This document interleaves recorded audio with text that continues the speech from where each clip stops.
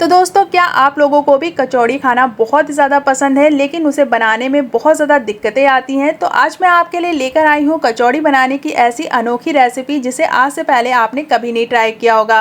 और इन कचौड़ी को बनाते समय ये बिल्कुल भी फटेंगी नहीं, ना ही ये बहुत ज़्यादा ऑयल ऑब्जॉर्ब करेंगी। एकदम सुपर क्रिस्पी टेस्टी कचौड़ियाँ बनकर तैयार होंगी और आप इसका क्रिस्प भी सुन सकते हैं। तो देखिए कितनी ज़्यादा क्रिस्पी हमारी ये कचौड़ी बनकर रेडी हुई है।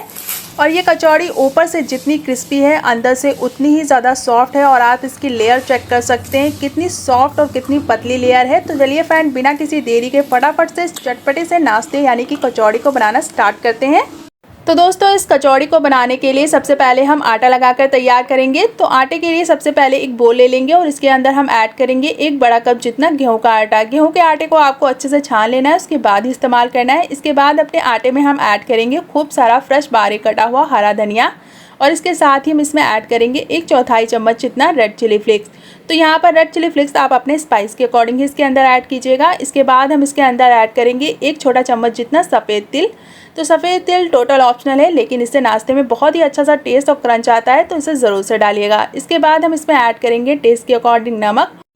और नमक डालकर अब इन सारे ड्राई स्पाइसेस को हम आटे के अंदर अच्छे से मिक्स कर लें। आप चाहें तो स्पून की हेल्प से मिक्स कर सकते हैं या फिर हाथों की हेल्प से भी इसे मिक्स कर सकते हैं। तो देखिए यहाँ पर आटे में हमने सारी चीज़ों को अच्छे से मिक्स कर लिया है। तो सारी चीज़ों को मिक्स करने के बाद अब हम एक बोल में इसी आटे को थोड़ा सा निकाल लेंगे। तो बस 1 से 2 चम्मच के करीब आटे को आपको निकालना है। इसमें सारे स्पाइसेस मिक्स हैं, तो इस आटे को आपको निकाल के साइड में रख देना है। इसे हम बाद में यूज़ करेंगे। तो चलिए फ्रेंड, इसे भी साइड में रख देते हैं। और अब अपने आटे में हम ऐड करेंगे 1 कप जितनी सूजी। तो यहाँ पे मैंने महीन वाली सूजी का इस्तेमाल किया है। अगर आपके पास मोटी वाली सूजी है तो आप उसे मिक्सी के जार में डालकर अच्छे से ग्राइंड करके महीन कर लें, उसके बाद ही इस्तेमाल करें। तो महीन वाली सूजी से हमारा जो नाश्ता है वो बहुत ही ज़्यादा अच्छा बनता है। तो सूजी और आटे को आपको अच्छे से आपस में मिक्स कर लेना है। उसके बाद अपने नाश्ते को थोड़ा सा क्रिस्पी करारा बनाने के लिए और बिल्कुल भी हमारा नाश्ता ऑयल ऑब्जॉर्ब ना करे, इसके लिए हम इसके अंदर ऐड करेंगे 2 टेबल स्पून जितना ऑयल। तो यहाँ पे मैंने रिफाइंड ऑयल यूज़ किया। आप चाहें तो इसकी जगह पर देसी घी का भी इस्तेमाल कर सकते हैं या फिर बटर भी इसमें ऐड कर सकते हैं। तो यहाँ पर सारी चीज़ों को डालकर हम इसे हाथों से अच्छे से मिक्स कर लेंगे, क्योंकि आटे के अंदर घी को हाथों से अच्छे से मिक्स करते हैं तो हमारा जो आटा है उसके अंदर अच्छी सी मोहन आती है। और अगर आप स्पून की हेल्प से इसे मिक्स करते हैं तो ये कहीं कहीं पे हमारा जो तिल रह जाता है, इससे हमारा नाश्ता क्रिस्पी करारा नहीं बनता है। इसलिए आपको इसे हाथों से अच्छे से मिक्स करना है। तो यहाँ पर हमने अपनी सारी चीज़ों को अच्छे से मिक्स कर लिया है। तो अब हम इसमें धीरे धीरे करके पानी ऐड करेंगे, क्योंकि यहाँ पर हमने आटे में सूजी भी ऐड की है। इसलिए आपको एक साथ पानी बिल्कुल भी नहीं डालना है, थोड़ा थोड़ा करके पानी डालना है, ताकि आपको पता चल सके कि आटा कितना पानी अब्जॉर्ब कर रहा है। क्योंकि जैसे ही हम पानी डालते हैं सूजी इसके अंदर जो है वो काफ़ी अच्छे से पानी को अब्जॉर्ब कर लेती है। इसलिए आपको थोड़ा थोड़ा करके ही पानी डालना है, ताकि आपका जो आटा है वो बहुत ज़्यादा सॉफ्ट ना हो जाए। तो इस आटे को हम सेमी सॉफ्ट रखेंगे, जैसे हम नॉर्मल चपाती बनाते हैं उससे थोड़ा सा हार्ड। तो इतने से आटे को लगाने में हमें आधा कप जितना पानी ही लगा है। और आटा आप देख सकते हैं अभी सॉफ्ट है। जैसे जैसे हम इसे गूंथते जाएंगे हमारी जो सूजी है वो अच्छे से पानी को अपने अंदर अब्जॉर्ब कर लेगी और हमारा जो आटा है वो थोड़ा सा टाइट होने लगेगा। लेकिन स्टार्टिंग में आपको इसी तरह से थोड़ा सा सॉफ्ट आटा लगाना है। जब आप इसे गूंथते जाएंगे तभी आपका जो आटा है वो थोड़ा सा हार्ड होगा। तो यहाँ पर हमारे आटे को हमने अच्छे से नीट कर लिया और आप देख सकते हैं काफ़ी अच्छे से चिकना हो चुका है। तो आटे को अच्छे से स्मूथ करने के बाद अपने आटे को हम 2 से 3 मिनट का रेस्ट दे देंगे, क्योंकि इसके अंदर सूजी है, सूजी को भी फूलने में थोड़ा सा टाइम लगता है। तो अब इसे हम कवर करके साइड में रख देंगे और जब तक कि हमारा आटा फूल रहा है हम अपने नाश्ते के लिए स्टफिंग तैयार कर लेंगे। तो दोस्तों, स्टफिंग बनाने के लिए सबसे पहले हमें चाहिए होगा 2 मीडियम साइज़ का उबला हुआ आलू, जो कि हम सभी के घरों में होता है। अगर आपके पास उबला हुआ आलू नहीं है तो आप कच्चे आलू का भी इस्तेमाल कर सकते हैं। तो सबसे पहले उबले आलू को हम अच्छे से छील लेंगे। तो मेक श्योर कीजिएगा फ्रेश उबले हुए आलू का इस्तेमाल करें, इससे हमारे नाश्ते का टेस्ट बहुत ही ज़्यादा अच्छा आता है। तो देखिए यहाँ पर हमने दोनों आलूओं को अच्छे से छील लिया है। इसके बाद हम एक बोल ले लेंगे और अपने आलू को हम इसके अंदर ट्रांसफ़र कर देंगे। तो यहाँ पर हमने फ्रेश आलू का इस्तेमाल किया है, इसलिए हम इसे एक फोक की हेल्प से भी अच्छे से मैश कर लेंगे। आप चाहें तो मैशर की हेल्प से भी मैश कर सकते हैं। अगर आप फ्रेश आलू का इस्तेमाल नहीं कर रहे हैं तो आप उन्हें कद्दूकस कर लें, ताकि आलू के अंदर कोई भी लम्स वगैरह ना रहें। तो अगर आपके घर में इस तरह के उबले हुए आलू पड़े हैं तो आप इस नाश्ते को बना सकते हैं। और उबले आलू का इस्तेमाल करके हमारा जो टाइम होता है वो भी बच जाता है, बहुत ही कम मेहनत लगती है और गैस भी जलाना नहीं पड़ता है और फटाफट से हमारी स्टफिंग बनकर रेडी हो जाती है और इसके अंदर बिल्कुल भी ऑयल नहीं रहता है। तो ये काफ़ी ज़्यादा हेल्दी भी हो जाता है। तो देखिए यहाँ पर आलू को हमने अच्छे से मैश कर लिया है। तो एकदम स्मूथ हमारा ये आलू हो जाना चाहिए। तो आलू को मैश करने के बाद अब इसके अंदर हम ऐड करेंगे 2 बारीक कटी हुई हरी मिर्च। हरी मिर्च आप अपने स्पाइस के अकॉर्डिंग ही डालिएगा। अगर आप बच्चों के लिए बना रहे हैं तो आप इसे पीस के भी यूज़ कर सकते हैं।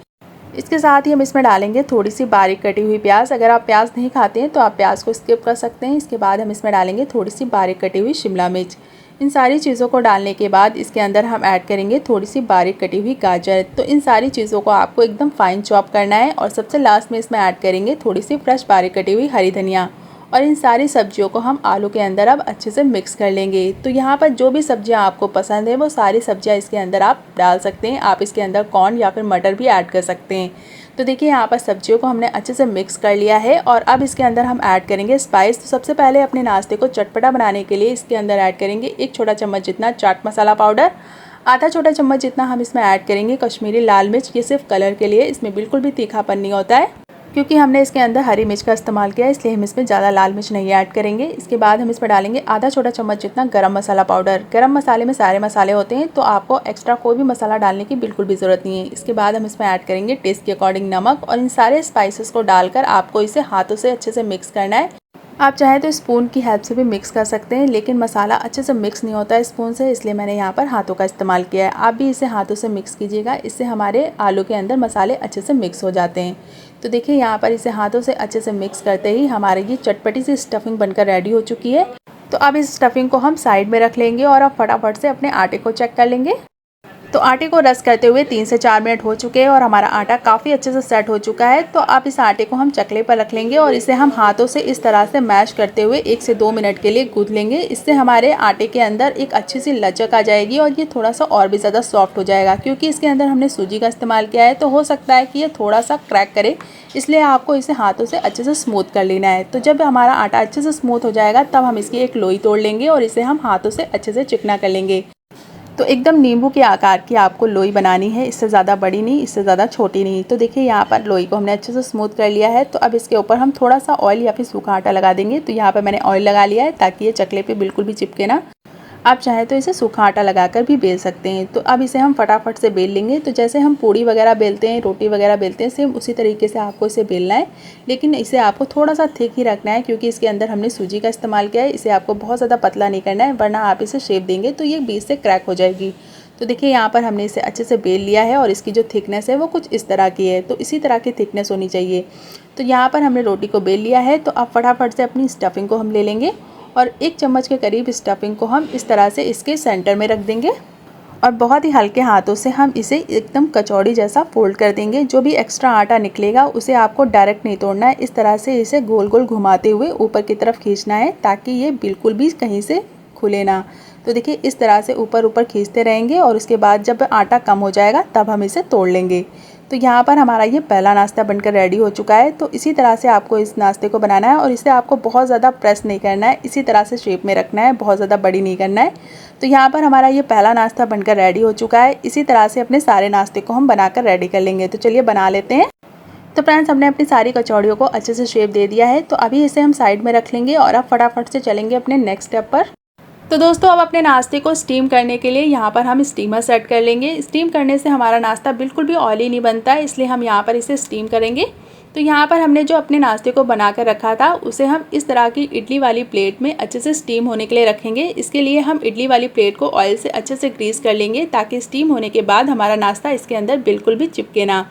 तो अब एक एक करके अपने नाश्ते को हम हर एक खाने यानी कि हर एक इडली के खाने में इस तरह से इसे फिल कर लेंगे। अगर आपके पास इस तरह की इडली वाली प्लेट ना हो तो आप किसी भी छन्ने का इस्तेमाल कर सकते हैं इसे स्टीम करने के लिए। तो अब अपने स्टीमर को हम चेक कर लेंगे। अगर स्टीमर में बिल्कुल भी भाप ना बननी हो तब आपको अपने नाश्ते को इसके अंदर बिल्कुल भी नहीं रखना है। जब आपको लगे कि इसके अंदर भाप बनने लगी है तभी आपको इसके अंदर इस प्लेट को अच्छे से सेट कर देना है। तो यहाँ पर अब इसे हम 5 से 6 मिनट के लिए अच्छे से कवर करके स्टीम होने देंगे। 5 से 6 मिनट के बाद हम इसे फिर से चेक कर लेंगे। तो चलिए फ्रेंड इसे भी हम स्टीम होने के लिए छोड़ देते हैं।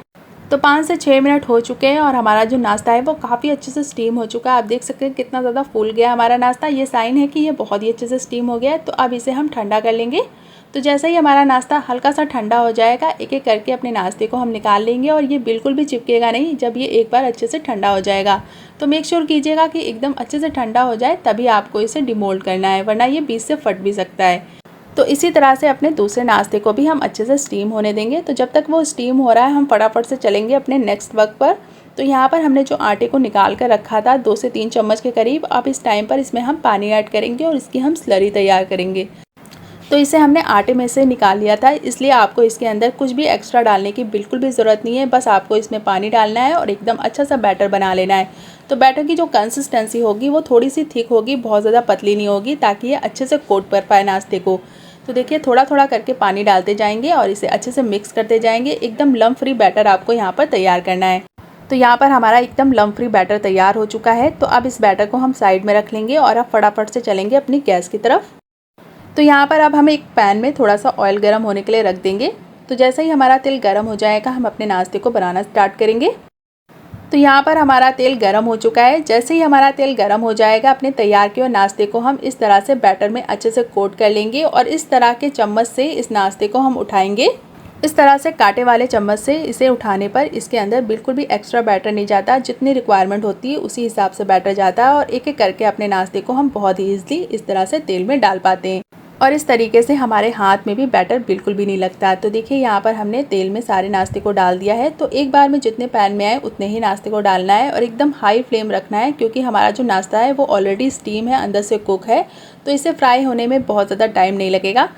तो जैसे ये एक साइड से अच्छे से क्रिस्पी हो जाएगा हम इसे पलट देंगे दूसरी साइड और दूसरी साइड भी अच्छे से क्रिस्पी होने तक फ्राई कर लेंगे। तो मात्र 2 से 3 मिनट में हमारा ये नाश्ता काफ़ी अच्छे से क्रिस्पी हो जाता है और इसमें बहुत ही अच्छा सा गोल्डन ब्राउन कलर आ जाता है। तो जब आपको लगे कि ये दोनों साइड से काफ़ी अच्छे से क्रिस्पी हो गया है तब आपको इसे फटाफट से तेल से बाहर निकाल लेना है।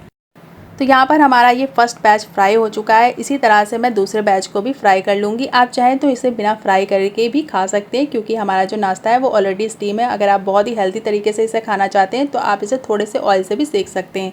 तो यहाँ पर हमारा ये सारा नाश्ता बनकर रेडी हो चुका है। तो अब इसे हम गर्मा गर्म सर्व कर लेंगे। तो फ्रेंड्स बनकर रेडी हो चुकी है हमारी ये गेहूं के आटे और सूजी की एकदम खस्ता करारी सी कचौड़ी। आप देख सकते हैं देखने में कितनी ज़्यादा टेम्पटिंग लग रही है, खाने में उससे भी ज़्यादा टेस्टी होती है। एक बार आप इस नाश्ते को बनाकर खाएंगे तो बार बार बनाना चाहेंगे। ऊपर से जितनी क्रिस्पी है अंदर से उतनी ही ज़्यादा सॉफ्ट है और इसके अंदर आपको आटा बिल्कुल भी पता नहीं चलेगा, क्योंकि हमने इसके अंदर सूजी का इस्तेमाल किया है और सूजी डालने से इसका जो टेस्ट और टेक्सचर है वो बिल्कुल बदल जाता है। तो ये बहुत ही ज़्यादा टेस्टी लगती है। तो एक बार इस नाश्ते को ज़रूर ट्राई कीजिएगा। हम मिलते हैं आपको नेक्स्ट वीडियो में ऐसी ही नई मज़ेदार रेसिपीज़ के साथ। तब तक के लिए अपना ख्याल रखिए। Bye bye and take care and thanks for watching.